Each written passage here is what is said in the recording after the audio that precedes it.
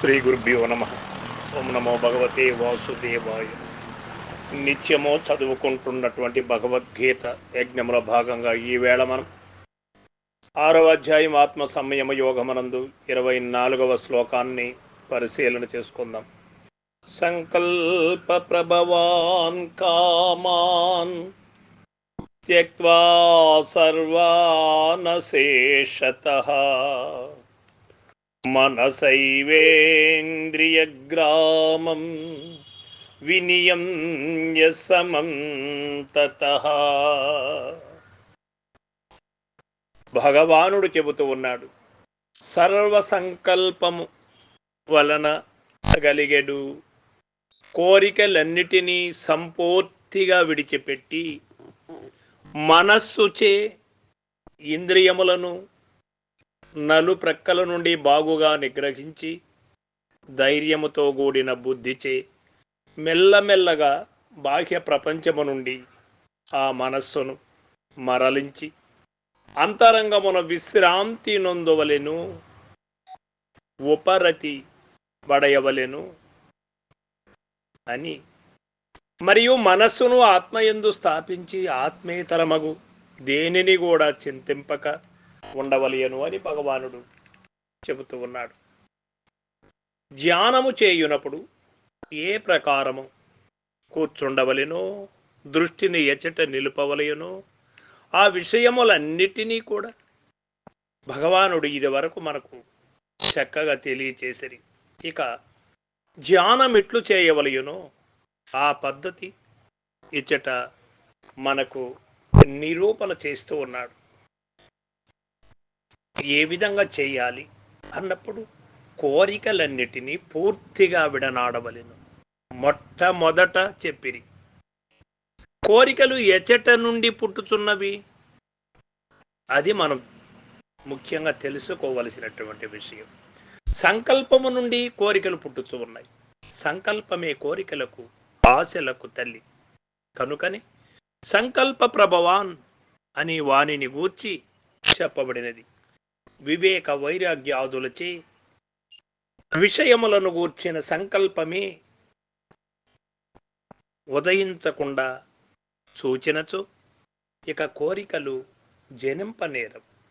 ఈ ప్రకారము కోరికలన్నిటినీ పూర్తిగా విడనాడవలయునని ఆదేశింపబడినది భగవద్ వాక్యమిది.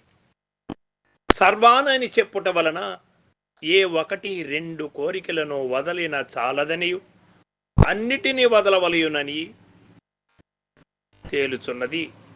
యాలయనగా ఒక్క విషయాశ మిగిలియున్నను అది సాధకునకు చెప్పరాని కీడును చేకూర్చును. కాబట్టి భగవానుడు గీత యందు కోరికలను విడువవలసినదని బోధించుతున్నాడు. సమస్తమైన కోరికలను అని నొక్కి చెప్పుచుందురు. అగ్ని కాని అట్లు మొత్తాన్ని మనం పూర్తిగా సమూలంగా నాశనం చేయకపోతే ఒక అగ్ని కానీ, శత్రువు కానీ, రోగము కానీ, రుణము కానీ, విషయ ఆశ కానీ ఒకంత శేషించి ఉన్నాను.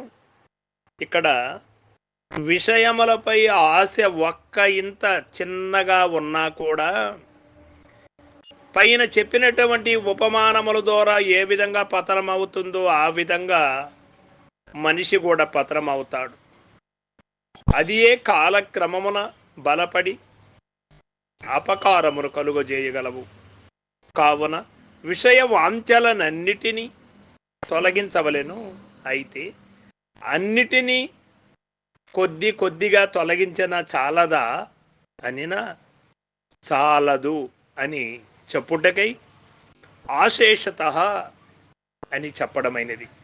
పూర్తిగా సమూలంగా ఆశలను నాశనము చేసుకోవాలి.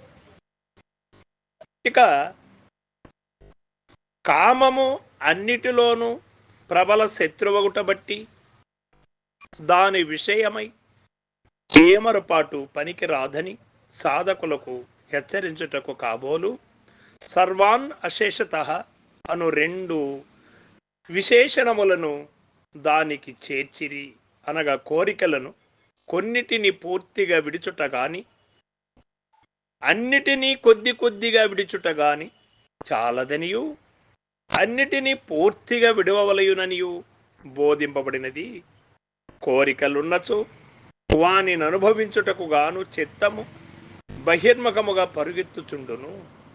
అవి లేనిచో అంతర్ముఖముగా ఈ విధముగా సమస్త వాంఛలను సంపూర్తిగా వదలవైచి మనస్సుచే ఇంద్రియములు అన్నిటినీ మనం నిగ్రహించాలి అని మన వాళ్ళు చాలామంది తాబేలు ఉపమానం చెప్తూ ఉంటారు. తాబేలు ఏ విధంగా అయితే తన యొక్క ఆహారముకో నిమిత్తమై ప్రపంచములేకి వ్యాపించి తన యొక్క అవసరం తీరిన వెంటనే తన ఇంద్రియములన్నీ తన లోనికి ఏ విధంగా ఎముడ్చుకుంటుందో ఆ విధంగా శబ్దాది విషయముల నుండి మరలించి లోనికి త్రిప్పవలెను. ఇంద్రియములని వాటి గుర్రములు వంటివి. గుర్రములను మనస్సును కళ్ళెము వేయాలి. ఏ విధంగా అదుపులో నుంచవలయును. ఇచ్చట నియంయా అని చెప్పగా వినియంయా అని చెప్పుటచే మనస్సుచే ఇంద్రియములను లెస్సగా నిగ్రహించవలయననియు, గ్రామం అని చెప్పక సమూహము అని చెప్పుట వలన ఒక్క ఇంద్రియమునే కాక అన్ని ఇంద్రియములను నిరోధించవలెననియు, సమస్తము తను పదమును ప్రయోగించుట వలన ఒకవైపు నుండి కాక అన్ని చోట్ల నుండి ఇంద్రియములను పూర్తిగా వెనుకకు లాగి హృదయమున ప్రవేశపెట్టవలెననియు స్పష్టమగుతున్నది.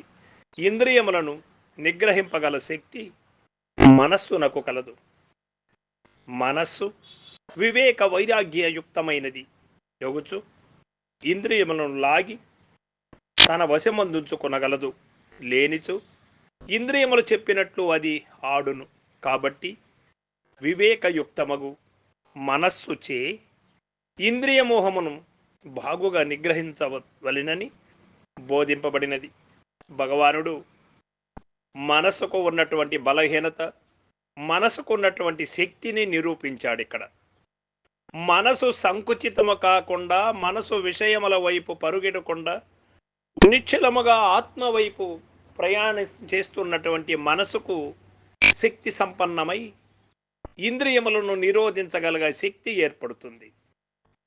మనసు బుద్ధి వైపు, ఆత్మ వైపు కాకుండా విషయవాచనల వైపు పరుగెడుతూ ఉంటే బలహీనపడి ఇంద్రియములకు వశమవుతుంది. ఈ సత్యాన్ని పెరిగినటువంటి యోగి పొంగవులందరూ కూడా మార్గదర్శకంగా ఈనాటికి కూడా మానవాళికి గురుతర బాధ్యతలను, వారి బాధ్యతలను వాళ్ళు నిర్వర్తిస్తూ శిష్య లోకమునకు అందిస్తూ ఉన్నారు. అందుకోవడంలో అజాగ్రత్త ఉన్నటువంటి శిష్యులు జన్మలకు కారణం అవ్వచ్చేమో కానీ గురు మార్గమును, గురు సూచనలను అందుకున్నటువంటి శిష్యునికి తిరిగి జన్మము లేదు. సర్వం సద్గురు పాదార్పణమస్తు. జై గురుదేవ.